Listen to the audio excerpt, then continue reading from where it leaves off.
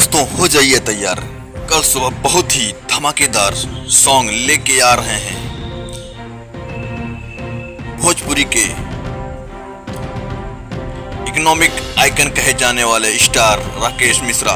जी हाँ दोस्तों, नमस्कार, स्वागत है आप सभी का एक और नए वीडियो में। दोस्तों, भोजपुरी के इकोनॉमिक आइकन कहे जाने वाले स्टार राकेश मिश्रा कल सुबह एक धमाकेदार लोकगीत लेके आ रहे हैं। दोस्तों, दशहरा अभी कल समाप्त हो गया है और नवरात्र में कई सारे सुपर डुपर हिट देवी गीत आए हैं, लेकिन अब समय आ गया है कि सबको झुमाने का। इसकी शुरुआत राकेश मिश्रा अपने लोकगीत से कर दी है। दोस्तों, इस गाने का नाम है झलकाता। इस गाने के सिंगर हैं राकेश मिश्रा और उनके साथ फीमेल सिंगर आपको साथ नजर आएंगे शिल्पी राज।